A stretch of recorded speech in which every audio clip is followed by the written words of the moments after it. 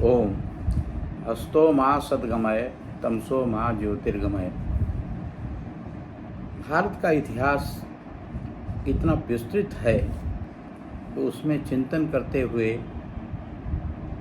जो वास्तविक वर्णन है उसके बारे में कहना मैं आवश्यक समझता हूँ कि भारतीय वागम इतना विशाल सागर है कि यह जैसे समुद्र में एक बूंद के बराबर भी हम उसकी कल्पना नहीं कर सकते हैं। अगर मानव जीवन 1000 वर्ष का हो और वो 1000 बार जीवन प्राप्त करे तब भी भारतीय वागम्य का वो इतना ही ज्ञान प्राप्त कर सकता है जिसे सागर में एक बूंद। तो इतने विशाल सागर से इतिहास को खोज निकालना एक बहुत ही कठिन और दुष्कर कार्य है, परंतु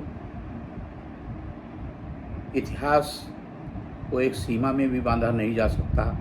जैसा कि भारतीय इतिहास का प्रारंभ इस प्रकृति के आरंभ से ही शुरू होता है।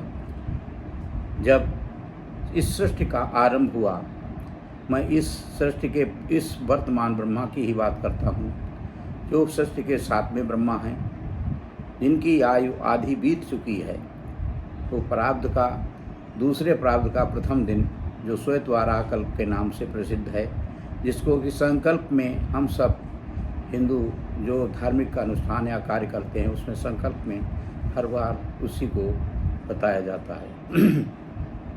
इससे तो ये है कि अगर प्रथम ब्रह्मा से लेकर शुरू किया जाए तो इसका वर्णन करना हमारे जीवन में तो संभव है नहीं।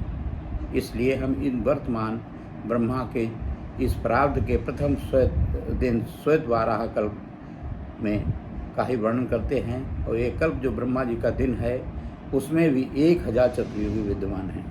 उस 1000 चतुर्युगी का भी वर्णन करना असंभव है। इसलिए इस वर्तमान जो मनवंतर चल रहा है 7वां, उसके ही आरंभ से हम इसका वर्णन करना उचित समझते हैं।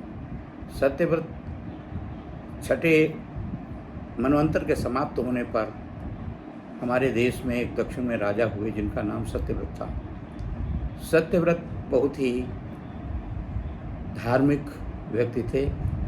उन्होंने अपने जीवन काल में प्रजा का जितना कल्याण हो सकता किया।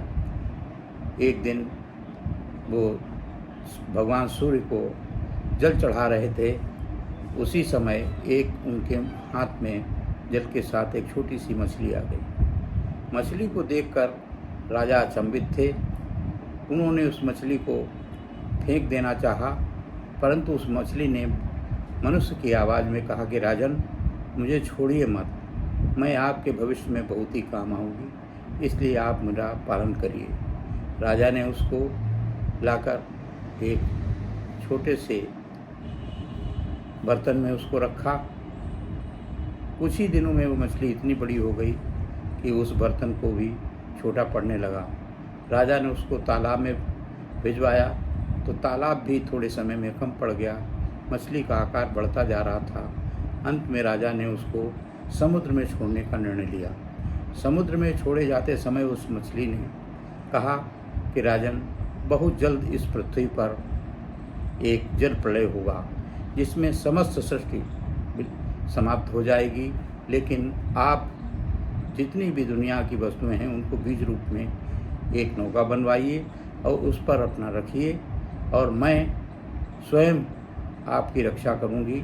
और मैं वहाँ समुद्र में जब मैं प्रकट हूँ, जिस समय प्रलय चल रहा हो, तो आप मेरे सींग में अपनी रस्सी को बांधकर नाव को बांध दीजिए, मैं आपको उस जल प्रलय से बचाऊंगी। इस प्रकार कहकर वो मछली समुद्र में चली गई। इस इतिहास का वर्णन लगभग सभी धर्मों में मिलता है।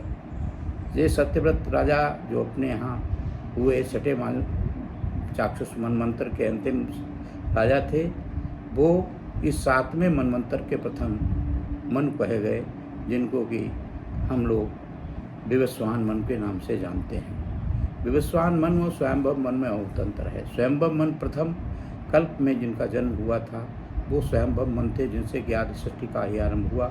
लेकिन वर्तमान विवस्वान जो हैं वो 7वें मनवंतर के मनु हैं, और उनके जीवन काल में ही हम लोग इस 28वीं चतुर्थी में जीवन व्यतीत कर रहे हैं। यदि देखा जाए तो मनु भगवान जिस समय जल प्रलय हुआ उस समय उन्होंने भगवान की प्रार्थना की, तो मत्स्य भगवान जल में ही प्रकट हुए। उन्होंने अपनी नौका को उनके सींग में बांधा और वो जल प्रलय के समय उस नौका उस मत्स्य भगवान के सहारे उस महासागर में डोलती रही। जल प्रलय जब नीचे हुआ तो जिस स्थान पर उन्होंने नौका को बांधा वो हिमाचल प्रदेश में आज नौका बंधन के रूप में जानी जाती है।